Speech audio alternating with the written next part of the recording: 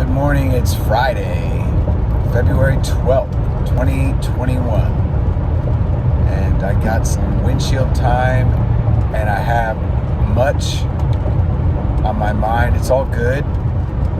What the Lord's been laying on my heart today is that faith, as I've been talking about the last couple videos, the just shall live by faith.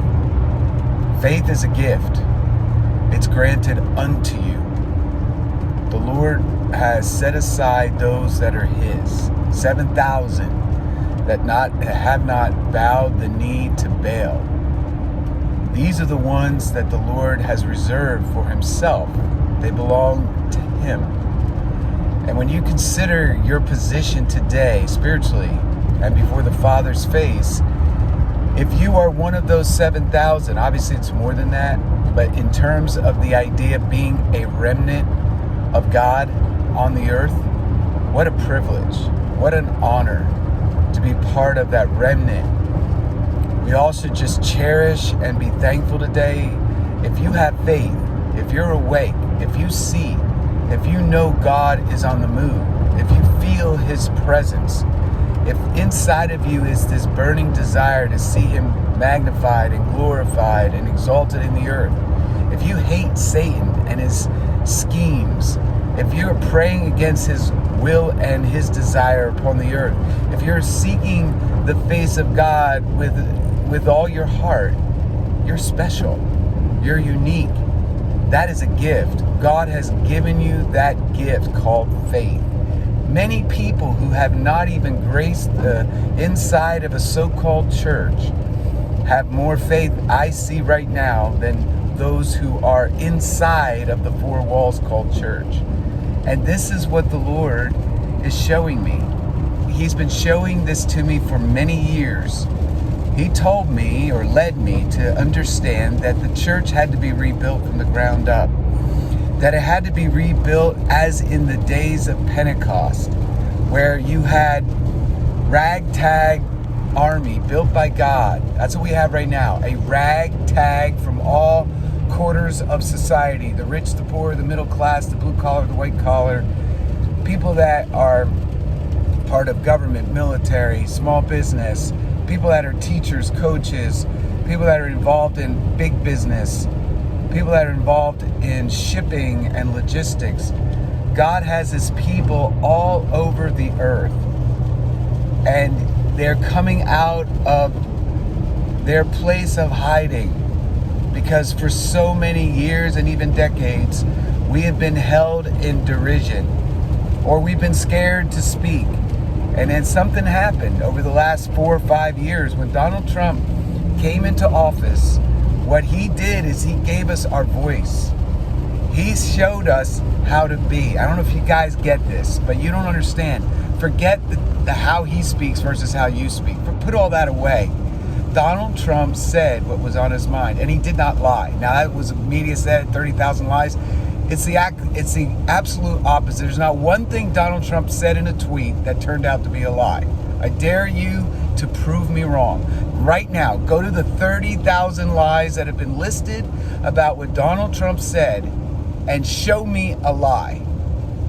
Obviously, he didn't do anything wrong when it came to Russia. He didn't do anything wrong when it came to the Ukraine. His children were not involved in dirty business deals. Everything that he's been accused of is a projection of the evil one and their minions in Congress and in business. And what we're finding out is that big business is in bed with the cabal. Why? They love cheap labor. Walmart loves cheap labor. If you go to any box store, most of that stuff, I just put together some furniture for my daughter in her new apartment. China, cheap China. The question is, think about that. Every time you buy something from China, ask yourself the question, how much would this same quality have cost if an American built it? Would it be a lot more, 10% more, 30% more? And would you pay 10% more or 30% more if an American built the thing that you bought. Look at a t-shirt. You can buy a t-shirt for $2 and $3 and then put something on it and sell it for $20. But if you bought that t-shirt from American manufacturer with United States cotton and United States labor, would you pay $7 for that same t-shirt? And I'll tell you this, if we do, it's gonna last you a lot longer. Same thing with your shoes and sneakers, leather goods, all of it. If we buy it from each other, we will pay a little bit more, but we will prosper this nation. That's what we don't get. The cabal could care less about the prosperity of the middle class in particular, or the poor. They do not care. They're demonic. They want people to suffer. So as we look out there, we come to the understanding that we have to change our habits if we're going to be a part of this future move economically. We have to think differently. We have to get involved in local politics, in the school, public school politics, school board politics. We have to get involved where it matters the most to us, where we're gifted. And that's what I'm here to do. My job before God is to wake people up, activate people into their calling, because everybody has a calling, everybody has a gift, everybody has a role to play, and it certainly isn't sitting on a couch and doing nothing. So if you're part of that remnant, you're already in a position where you're praying and you're seeking the face of God in the secret place, asking Him to show you what He wants you to do to push forward goodness, righteousness, and truth. We need more people in this army. Our job, if you're awake, wake somebody else up. Wake up your neighborhood. Wake up your church. If you go to church and you find that people just don't get it, they're downtrodden, they're distraught, or they're accepting the Biden administration as the future of America, do not let that stand. Say it your way. Do it in a way that fits you, obviously. But say something. Do not be part of, well, we just got to put up with Biden. Now we got to hunker down and hope for 2022 and primary all these evil Republicans. And yeah, let's wait for Trump and one of his kids to come back in 2024. That's not what's going to happen, number one. Number two, we don't have that amount of time. If we don't fix this today, the evil that was promoted and concocted and developed and executed on November 3rd through the November 15th, all these manufactured votes, all of this has to be fixed today, now. We need to be praying for God to move now. We need to be looking for God to move in this day that we live in today, the 12th of February, 2021. So my encouragement to you is, if you're part of those that are awake or waking up, do something. Tell your friends, your family, your neighbors to research certain things that fit what they care about. Maybe it's vaccinations.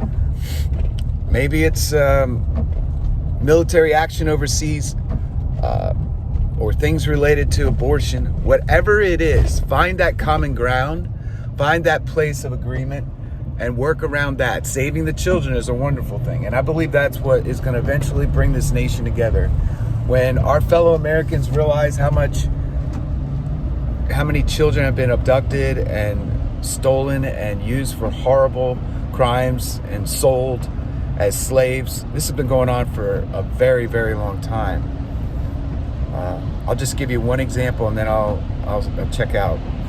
In Libya, when they took out Gaddafi about 9 years ago, and the Benghazi horror show, ever since he's been taken out, what has come in its place? If you research Tripoli in Libya, the sex trafficking, human slave cartel has come back in a big way and increased the volume of their ability to pass human souls through that port. So people, this is serious business. This is life and death. This is freedom versus slavery or even death. Pray like you've never prayed before for God to move, and you will see amazing miracles in the coming days. Shalom and God bless.